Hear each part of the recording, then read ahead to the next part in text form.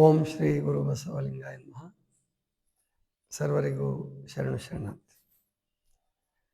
ಧನವ ಗಳಿಸಿದವ ಹೆಣನಾದ, ಧರೆಯ ಗಳಿಸಿದವ ಅರಿಗಳಿಗೆ ಒಡಲಾದ, ಕನ್ಯೆಯ ಗಳಿಸಿದವ ಕುಕ್ಕುರ ಯೋನೆಯಲ್ಲಿ ಸಿಕ್ಕಿದಂತಾದ. ಇಂತಿವಕ್ಕೆ ಕುಕ್ಕುಳ ಗುದಿಯಬೇಡ, ಸತ್ಯಕ್ಕೆ ಒಳಗಾಗು ಅಸತ್ಯಕ್ಕೆ ಹೊರಗಾಗು, ಐಘಟ ದೂರ ರಾಮೇಶ್ವರ ಲಿಂಗವನ್ನರಿಯುವುದಕ್ಕೆ. ಇದು ಮೆರಮಿಂಡಯ್ಯ ಅನ್ನುವಂತಹ ಒಬ್ಬ ಶರಣರ ವಚನ. ಇವರನ್ನ ಎಲ್ಲರೂ ಅಂದರೆ ವಿದ್ವಾಂಸರುಗಳು, ಬೇರೆಯವರಲ್ಲ, ಅಪ್ರಾಮಾಣಿಕ ವಿದ್ವಾಂಸರುಗಳು ಬಸವಣ್ಣವ್ರಿಗಿಂತ ಮುಂಚೆ ಅಂತ ತಿಳ್ಕೊಂಡ್ಬಿಟ್ಟಿದ್ರು. ಹಂಗೆ ಬರೆದ್ಬಿಟ್ಟಿದ್ದಾರೆ. ಎಷ್ಟು ಮಟ್ಟಿಗೆ ಅಪ್ರಾಮಾಣಿಕರು ಅವರು ಅಂದರೆ, ಬಸವಣ್ಣವರು ಹೆಸರು ಬರ್ತಕ್ಕಂಥ ಒಂದು ವಚನವನ್ನು ಮುಂದಿನ ಸಂಪಾದನೆಗಳಲ್ಲಿ ಬಿಟ್ಬಿಟ್ಟಿದ್ದಾರೆ. ಅಂದರೆ ಎರಡನೇ ಮುದ್ರಣದಲ್ಲಿ, ಮೊದಲನೇ ಮುದ್ರಣದಲ್ಲಿ ಆ ವಚನ ಇದೆ, 110 ವಚನ ಬಂದಿದ್ದಾವೆ. ಇವರು ಎರಡನೇ ಮುದ್ರಣದಲ್ಲಿ ಬಿಟ್ಬಿಟ್ಟಿದ್ದಾರೆ, ಉದ್ದೇಶಪೂರ್ವಕವಾಗಿ ಬಿಟ್ಟಿದ್ದಾರೆ. ಆದರೆ ಇನ್ನೂ ಒಂದು ವಚನ ಅವ್ರಿಗೆ ಕಣ್ ತಪ್ಪಿ ಸೇರ್ಕೊಂಡ್ಬಿಟ್ಟಿದೆ ಅದರೊಳಗಡೆ. ಅದರಲ್ಲಿ ಅಕ್ಕಮಹಾದೇವಿ ಹೆಸರು, ಬಸವಣ್ಣವ್ರ ಹೆಸರು, ಅಲ್ಲಮ ಪ್ರಭುಗಳ ಹೆಸರು ಎಲ್ಲರದ್ದು ಬಂದಿದೆ. ಅಂದರೆ ಈ ಕೆಲವು ವಿದ್ವಾಂಸರುಗಳ ಕಾಯಿಲೆ ಏನು ಅಂದರೆ, ಈ ವಚನ ಸಾಹಿತ್ಯ ಕಲ್ಯಾಣದಲ್ಲಿ ಅಲ್ಲ, ಇನ್ನೂ ಹಿಂದೆ ಇತ್ತು, ಬಹಳ ಹಿಂದೆ ಇತ್ತು, ಅಲ್ಲಿತ್ತು ಇಲ್ಲಿತ್ತು ಅಂತ ಸಾಧಿಸೋದು. ಅದಕ್ಕೆ ಅಪ್ರಾಮಾಣಿಕ ಸಂಶೋಧನೆಗಳನ್ನು ಮಾಡಿದರು. ಅದು ಗೊತ್ತಾಯಿತು. ಈಗ ಸತ್ಯ ಎಲ್ರಿಗೂ ಗೊತ್ತಾಗಿದೆ. ವಚನಾಂಕಿತಗಳು ಮತ್ತು ವಚನಗಳನ್ನು ಪ್ರಾರಂಭಿಸಿದ್ದು ಕಲ್ಯಾಣದಲ್ಲೇ. ಅನುಭವ ಮಂಟಪ ಸ್ಥಾಪನೆ ಆಗೋಕ್ಕೆ ಮುಂಚೆನೇ ಅದು ಪ್ರಾರಂಭ ಆಗಿದೆ. ಅದು ಹೇಗೆ ಅವರು ಅಂಕಿತಗಳನ್ನ ಶುರು ಮಾಡಿಕೊಂಡ್ರು, ಯಾವ ರೀತಿ ಇಟ್ಕೊಂಡ್ರು, ಎಲ್ಲಿ ಚರ್ಚೆ ಆಯಿತು ಅನ್ನೋದೆಲ್ಲ ವಿವರ ಬಿಟ್ಕೊಟ್ಟಿಲ್ಲ ಕಾಲ ಹಾಗೆ ಮಾಡುತ್ತೆ. ಎಷ್ಟೋ ವಿಷಯಗಳನ್ನು ತನ್ನ ಗರ್ಭದಲ್ಲಿ ಅಡಗಿಸಿಕೊಂಡು ಹುಡುಕೊಳ್ಳಿ ಸಾಧಕರು ಅಂತಕ್ಕಂಥದ್ದು ಪರಮಾತ್ಮನ ಇಚ್ಛೆ, ಕಾಲದ ಇಚ್ಛೆ. ಆದ್ದರಿಂದ ಮೆರಮಿಂಡಯ್ಯನವರು ನಿಸ್ಸಂಶಯವಾಗಿ ಅವರು ಬಸವಾದಿ ಪ್ರಮುಖರ ಸಮಕಾಲೀನರೇ ಮತ್ತು ಅನುಭವ ಮಂಟಪಕ್ಕೆ ತಡವಾಗಿ ಬಂದವರು. ಯಾಕಂದರೆ ಐಘಟ ದೂರ ರಾಮೇಶ್ವರ ಲಿಂಗ ಅನ್ನೋ ವಚನಾಂಕಿತವೇ ಭಾಳ ವಿಶೇಷ. ಅದು ಭಾಳ ರಾಮೇಶ್ವರ ಲಿಂಗ ಅಂತಕ್ಕಂಥದ್ದು ಅವರು ತಮಿಳುನಾಡಿಂದ ಬಂದಿರ್ಬೋದು ಅಂತ ಊಹೆ ಮಾಡಲಿಕ್ಕೆ ಅವಕಾಶ ಮಾಡಿಕೊಡ್ತಾ ಇದೆ. ಯಾಕಂದ್ರೆ ರಾಮೇಶ್ವರ ಅದು ತಮಿಳುನಾಡಲ್ಲಿರೋದ್ರಿಂದ. ಆದರೆ ಹರಿಹರ ಕೂಡ ಅದನ್ನು ಹೇಳ್ತಾನೆ, ಕಂಚಿ ಹತ್ರ ಒಂದು ತಿರುವಾವೂರು ಅಂತ ಊರಿನಿಂದ ಬಂದರು ಇವರು ಅಂತ ಹೇಳಿ ಹರಿಹರ ಹೇಳ್ತಾನೆ. ನಂಬಿಯಣ್ಣ ಮತ್ತು ಮೆರಮಿಂಡಯ್ಯನ ಕುರಿತು ಮೆರಮಿಂಡ ದೇವ ಅಂತ ಹೇಳ್ತಾನೆ ಅವನು. ಅದೇನು ಬೇರೆ ಮೆರಮಿಂಡ ದೇವರು ಬೇರೆ, ಮೆರಮಿಂಡಯ್ಯ ಬೇರೆ ಅಲ್ಲ. ಹರಿಹರ ಹೇಳಿದ ಕ್ಷಣಕ್ಕೆ ಹಂಗೇನು ತಿಳ್ಕೊಳ್ಳೋ ಅಗತ್ಯ ಇಲ್ಲ. ಅವನು ಕಾಲ ಇತಿಹಾಸ ಯಾವುದು ನೋಡಲಾರದೆ ರಚನೆ ಮಾಡಿರ್ತಕ್ಕಂಥ ರಗಳೆಗಳು ಅವೆಲ್ಲ. ಅದನ್ನು ನಾವು ಆಧಾರವಾಗಿ ಇಟ್ಕೊಳ್ಬೇಕಾಗಿಲ್ಲ. ಆದ್ದರಿಂದ ಮೆರಮಿಂಡಯ್ಯ ಅನ್ನುವಂಥದ್ದು ಶರಣರ ವಚನಗಳಲ್ಲಿ ಬರುತ್ತೆ, ಮಹಾದೇವಿ ಅಕ್ಕನವರ ವಚನಗಳಲ್ಲಿ ಬರುತ್ತೆ. ಜೊತೆಗೆ ಸಮಗ್ರ ವಚನ ಸಾಹಿತ್ಯ ಸಂಪುಟದಲ್ಲಿ ಮೆರಮಿಂಡಯ್ಯನ ವಚನಗಳು ಅಂತಲೇ ಇದೆ. ಸಿದ್ದಯ್ಯ ಪುರಾಣಿಕರು ಬರೆದಿದ್ದರಲ್ಲಿ ಶರಣಚರಿತಾಮೃತದಲ್ಲಿ ಮೆರಮಿಂಡ ದೇವ ಅಂತ ಹೇಳಿ ಬಳಸಿದ್ದಾರೆ. ಅದಕ್ಕೆ ನಾನು ಬರೆದಂಥ ಪುಸ್ತಕದಲ್ಲೂ ಕೂಡ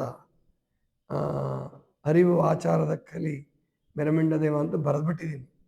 ಆದರೆ ಮೆರಮಿಂಡಯ್ಯ ಅನ್ನೋದೇ ಸರಿ ಅಂದು. ಅದಕ್ಕೆ ಅದನ್ನು ವಚನ ಹೃದಯದಲ್ಲಿ ತಿದ್ಕೊಂಡಿದ್ದೀನಿ. ಅದನ್ನು ಮೆರಮಿಂಡಯ್ಯನ ಅವ್ರ ಬಗ್ಗೆನೇ ಅವ್ರದ್ದು ಹೆಸರು ಮತ್ತು ಅದರಲ್ಲಿ ಸಂಶೋಧನಾತ್ಮಕವಾಗಿ ಬರೆದಿದ್ದೀನಿ. ಈ ವಚನ ಇದೆಯಲ್ಲ, ಬಹಳ ವಿಶೇಷವಾದ ವಚನ ಅವ್ರದ್ದು, ಚೆನ್ನಾಗಿದೆ, ಅದ್ಭುತವಾದ ವಚನಗಳಿದ್ದಾವೆ. ಇದರಲ್ಲಿ ಏನು ಹೇಳ್ತಿದ್ದಾರೆ ಅವರು ಅಂದರೆ, 3 ಅಂದರೆ ಜಗಳಕ್ಕೆ ಕಾರಣ ಆದಂತಹ, ನಮ್ಮನ್ನು ಭವಕ್ಕೆ ಬೀಳಿಸುವಂತಹ 3 ಬಗ್ಗೆ ಎಚ್ಚರಿಕೆ ಕೊಡ್ತಾರೆ. ಧನವ ಗಳಿಸಿದವ ಹೆಣನಾದ, ಧರೆಯ ಗಳಿಸಿದವ ಅರಿಗಳಿಗೆ ಒಡಲಾದ, ಕನ್ಯೆಯ ಗಳಿಸಿದವ ಕುಕ್ಕುರ ಯೋನಿಯಲ್ಲಿ ಸಿಕ್ಕಿದಂತಾದ. ಇಂತಿವಕ್ಕೆ ಕುಕ್ಕುಳ ಗುದಿಯಬೇಡ, ಸತ್ಯಕ್ಕೆ ಒಳಗಾಗು ಅಸತ್ಯಕ್ಕೆ ಹೊರಗಾಗು, ಐಘಟ ದೂರ ರಾಮೇಶ್ವರ ಲಿಂಗವನ್ನು ಅರಿಯುವುದಕ್ಕೆ. ಅಂದರೆ ಯಾರು ಹಣ ಗಳಿಸ್ತಾರೆ, ಹಣಕ್ಕಾಗಿ ಏನು ಬೇಕಾದರೂ ಮಾಡ್ತಾರೆ, ಮೋಸ ಮಾಡ್ತಾರೆ, ಅನ್ಯಾಯ ಮಾಡ್ತಾರೆ, ಭ್ರಷ್ಟಾಚಾರ ಮಾಡ್ತಾರೆ, ಕೊಲೆ ಸುಲಿಗೆ ಎಲ್ಲ ಮಾಡಿಸ್ತಾರೆ, ಏನು ಬೇಕಾದರೂ ಮಾಡ್ಬೋದು. ಆದರೂ ಕೂಡ ಎಷ್ಟೇ ಕೋಟಿ ಕೋಟಿ ಕೋಟಿ ಗಳಿಸಿದಾನೆ ಅಂದರೂ ಅವನು ಹೆಣನಾಗ್ತಾನೆ, ಹೆಣ ಆಗಲೇಬೇಕು. ಒಂದು ವೇಳೆ ಕೊನೆ ತನಕ ಬದುಕಿದ್ರೂ ಹೆಣ ಆಗ್ತಾನೆ.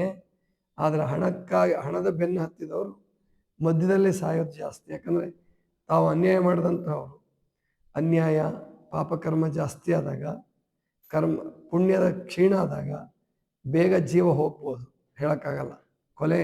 ತಾನು ಕೊಲೆ ಮಾಡಿಸಿದ್ರೆ ಅವನು ಮತ್ತೆ ಕೊಲೆಗೀಡಾಗ್ಬೋದು, ಅದು ಹೇಳಲಿಕ್ಕೆ ಬರಲ್ಲ. ಆದ್ದರಿಂದ ಧನ ಗಳಿಸೋದ್ರ ಕಡೆ ಅತಿಯಾಗಿ ಗಮನ ಕೊಡಬೇಡ. ಅದರರ್ಥ ಧನ ಕೆಟ್ಟದ್ದು ಅಂತಲ್ಲ.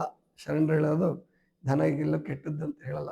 ಧನವ ಕೊಟ್ಟು ಜಂಗಮವನ್ನುಳಿಸಬೇಕು ಅಂತ ಹೇಳ್ತಾರೆ. ಧನ ಬೇಕು, ಅದು ಬೇಕು, ಆದರೆ ಅನ್ಯಾಯದ ಮಾರ್ಗದಲ್ಲಿ ಬೇಡ, ಗಳಿಸಬಾರದು, ಒಳ್ಳೆಯದಲ್ಲ. ಧನವ ಗಳಿಸಿದವ ಹೆಣನಾದ. ಅಂದರೆ ನೀನು ಬೇಕಾದಂಗೆ ಗಳಿಸಿದ್ರು ನೀನು ಹೆಣ ಆಗೇ ಆಗ್ತೀಯ. ಧನ ಗಳಿಸ್ಲಾರ್ದವನು ಹೆಣ ಆಗ್ತಾನೆ, ಧನ ಗಳಿಸಿದವನು ಹೆಣ ಆಗ್ತಾನೆ. ಅದಕ್ಕೆ ಅನ್ಯಾಯದ ಮಾರ್ಗ ಯಾಕೆ ಹಿಡಿತೀಯ? ಧನವ ಗಳಿಸಿದವ ಹೆಣನ, ಧರೆಯ ಗಳಿಸಿದವ ಅರಿಗಳಿಗೆ ಒಡಲಾದ. ಅಂದರೆ ರಾಜ ಭೂಮಿ ಗಳಿಸ್ಬೇಕು, ಭೂಮಿಗೆ ರಾಜ್ಯ ವಿಸ್ತರಣೆ ಮಾಡಬೇಕು ಅಂತ ಹೇಳಿ ಯುದ್ಧ ಮಾಡಿ ಅವನು ಗಳಿಸಬಹುದು. ಆದರೆ ಅವನು ಕೂಡ ಮುಂದೆ ವೈರಿಗಳ ದಾಳಿಗೆ ತುತ್ತಾಗ್ತಾನೆ. ಯಾರು ಕೊಲೆ ಮಾಡಿರ್ತಾನೋ ಅವನಿಗೆ ಕೊಲೆಯೇ ಉತ್ತರವಾಗುತ್ತೆ. ಆದ್ದರಿಂದ ಧರೆಯ ಗಳಿಸಿದವ ಅರಿಗಳಿಗೆ ಒಡಲಾದ. ಧರೆ ಅಂದರೆ ಭೂಮಿ. ಕನ್ಯೆಯ ಗಳಿಸಿದವ ಕುಕ್ಕುರ ಯೋನಿಯಲ್ಲಿ ಸಿಕ್ಕಿದಂತ. ಅಂದರೆ ಹೆಣ್ಣು ಬಾಕುತನ, ಅಂದರೆ ಅತಿಯಾಗಿ ಕಾಮಕತೆಯಲ್ಲಿ ಮುಳುಗಿದವನು ರೋಗಿಯಾಗಿ ಅವನ ಪರಿಸ್ಥಿತಿ ಹೇಗಾಗತ್ತಪ್ಪ ಅಂತಂದರೆ ಕುಕ್ಕುರ ಯೋನಿಯಲ್ಲಿ ಸಿಕ್ಕಿದಂತ. ಕುಕ್ಕುರ ಯೋನಿಯಲ್ಲಿ ಸಿಕ್ಕೋದಂದರೆ ನಾಯಿಯ ಜನ್ಮ ಅಂತ ಅರ್ಥ. ಆ ರೀತಿ ನಾಯಿ ಪಾಡಾಗತ್ತೆ ಅನ್ನೋ ಅರ್ಥ ಅಷ್ಟೆ.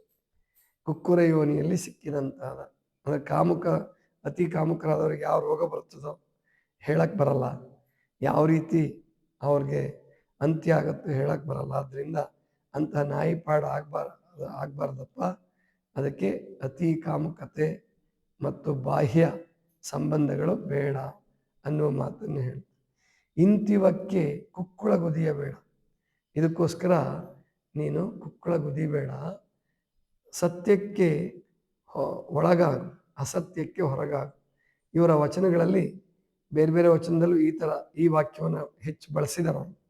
ಸತ್ಯಕ್ಕೆ ಒಳಗಾಗು, ಅಸತ್ಯಕ್ಕೆ ಹೊರಗಾಗು.